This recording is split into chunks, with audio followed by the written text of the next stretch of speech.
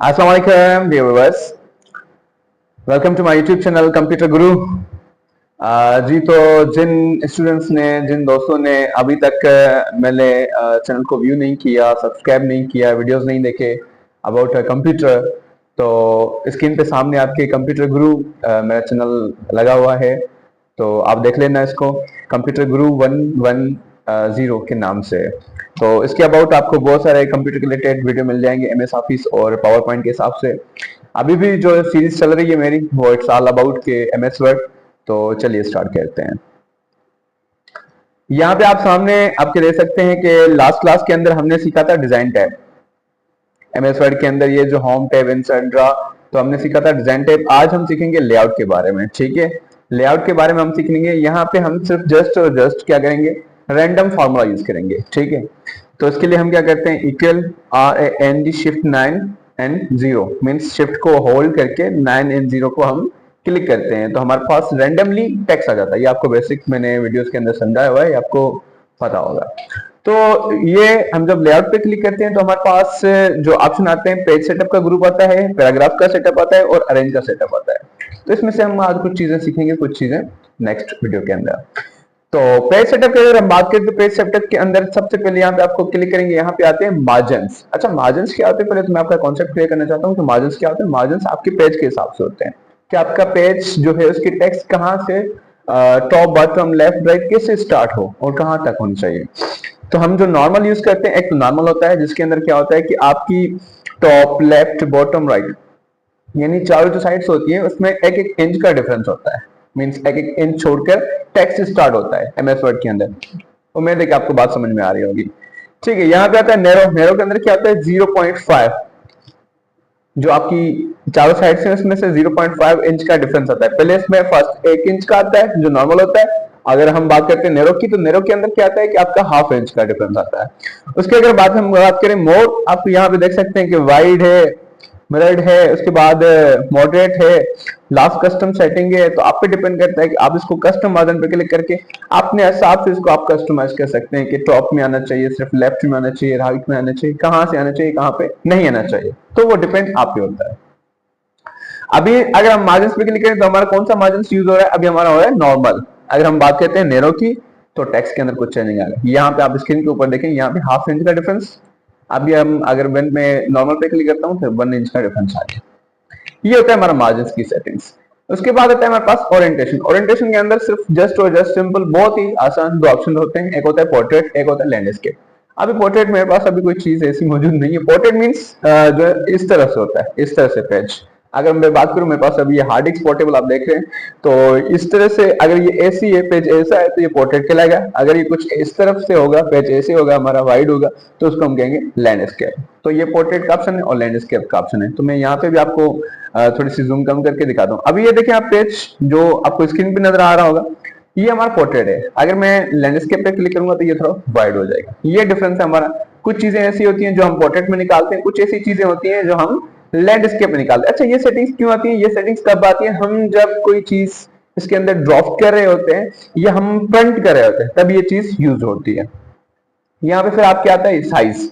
अच्छा, हम मोस्टली जो साइज यूज करते हैं पाकिस्तान के अंदर, बल्कि मोस्टली जो यूज होती है साइज वो A4 की होती है। आप तकरीबन A4 आपने सुना होगा पेजेस की, जब हम प्रिंटिंग करते हैं तो आप जब भी कोई डॉक्यूमेंट फॉर्मेट बना रहे हैं तो उसकी अपने साइज जब सेट करनी है तो आपने लेआउट में आके उसकी साइज सेट करनी है, उसका ओरिएंटेशन सेट करना होता है और उसका मार्जिन सेट करना होता है, ताकि वो आपका ऑटोमेटिकली सेव हो। जब उसको प्रिंट करना होता है तो उस टाइम पे हम उसकी साइज और वो चीजें चेंज ना करें। अगर वही उस टाइम पे करेंगे तो हमारी जो भी फॉर्मेटिंग होगी वो आगे पीछे हो जाएगी। तो आपने स्टार्टिंग में पहले ये काम करना होता है।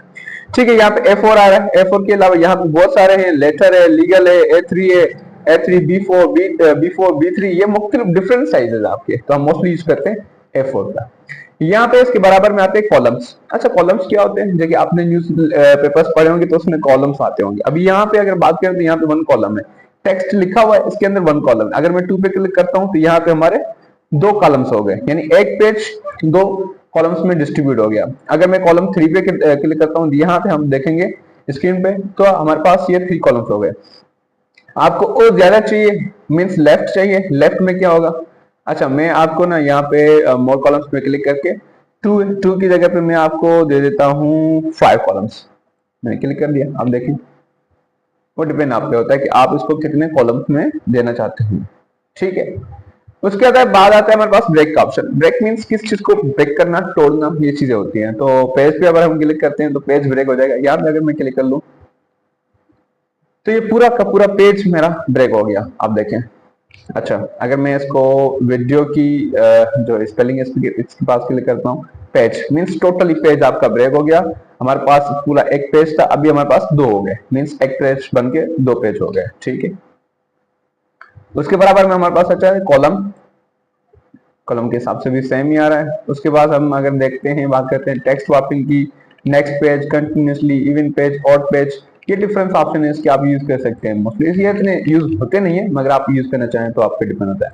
लाइन नंबरिंग, लाइन नंबरिंग, अच्छा जो हमारे पास लाइन है इसको हम यहाँ से नंबरिंग दे सकते हैं, जैसे कि कंटिन्यूसली 1 2 3 4 5 ये हम दे सकते हैं। अगर इसको आपने नैन का यूज करना है तो आप पे डिपेंड होता है। अच्छा, यहाँ पे आपके पास आता है हाइफिनेशन। हाइफिनेशन क्या होती है कि अगर हमारे पास कुछ ऐसे वर्ड होते हैं जिसको नीड होती है हाइफन की, मगर हम हाइफन यूज नहीं करते। हाइफन एक जो है ना इंग्लिश में एक आती है, मैं आपको बोलता हूँ, ऐसी मार्क होती है जो हम यूज करते हैं वर्ड्स के अंदर।